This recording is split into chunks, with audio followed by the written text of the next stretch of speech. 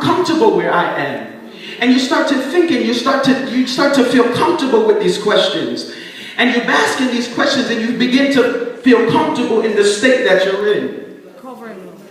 So this state of sin that you're in the life of sin that you're living in, you become comfortable.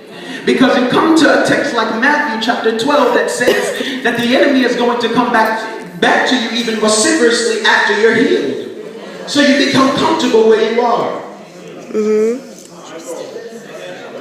This cycle of sin leaves us comfortable as well as our enemy.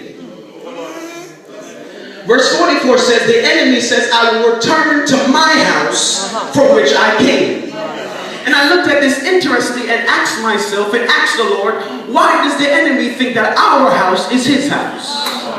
Yeah. The Lord began to say, it's not that the enemy forced his way into our house, but we let the enemy in. So when we let the enemy in, we entertained him from the very beginning. We gave him a beckon. Yes, temptation comes, but sometimes we ask for our sin. We say, enemy, come in, and that signals that I want you. And we begin to entertain the enemy. So we let the enemy in. And I said we begin to entertain the enemy. How do we entertain the enemy? Talk about it. So he comes and he starts to have this temptation and he starts to dazzle it in our faces. And he starts to play with his tactics before us. And when we begin, because he's in our house and because he has begun to sit and dwell in our house, we begin to adhere to everything that he says. Yeah. Everything that the enemy has before us, because he's in our house and because it's his house, we adhere to everything that he says. So the authority that God gave you, and you said that he said you are a conqueror, you are no longer a conqueror because you let the enemy in and invade your privacy.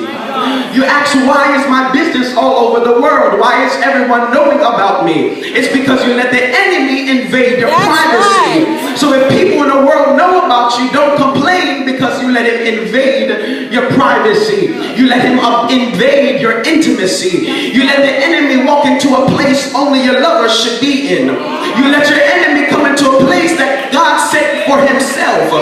He said he wants intimacy with you, but how can he be intimate with you if you're dwelling with the enemy? Oh, my God. So it's not the enemy that forced his way in, but you're letting him. So you signal, yeah, enemy, I'm feeling you. Come on. I'm liking you. I want you in my house. So once you signal that, the enemy gets comfortable. That's his abode. Jesus, help us, please.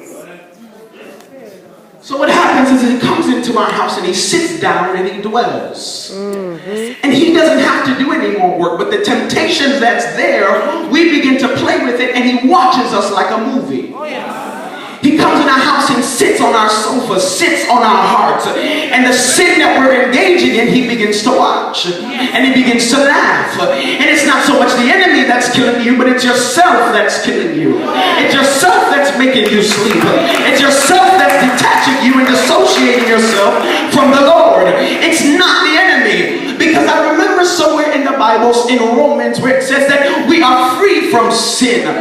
It says that we are victorious. So how can somebody that has already been defeated force me to do something? Come on. Someone that was killed, someone that was obliterated, someone that was decimated. How can he force me to do something against my own will? We sing, I'm more than a conqueror. Do you really believe it?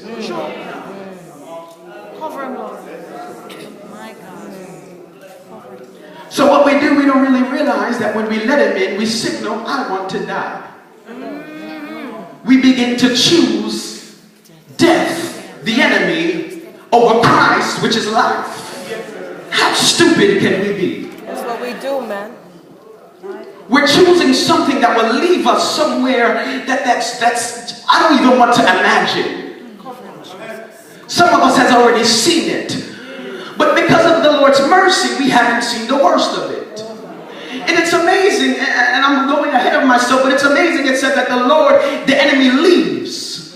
So the mercy of God allows us to kick the enemy out.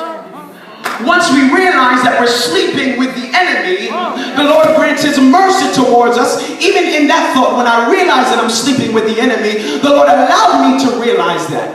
And he gave me that revelation. So now that I've realized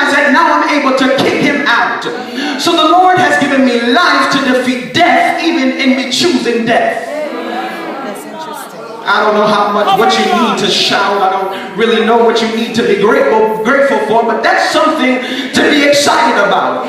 That when you choose death, when you choose sin, the Lord gives you life to defeat death, even when you don't desire it. That's mercy. That's love. Grace. Hallelujah. The mercy of God. And the text goes on to say that after we kicked him out, he goes because he's not content and he has to get 7 other more spirits to come back. So now you start to see this cyclic sin. You start to see this cycle. But if God gave me mercy to kick out the enemy,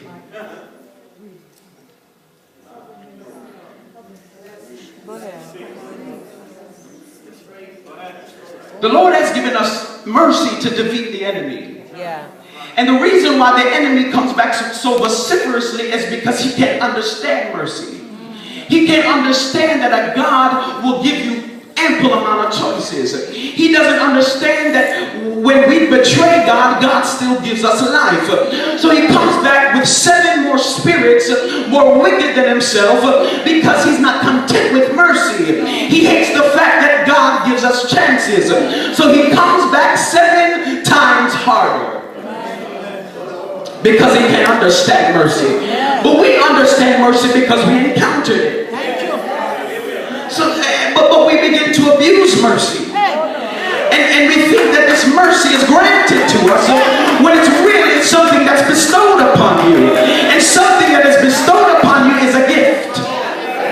It is not, it's a privilege. It is not something that, you're supposed to get. Not a right.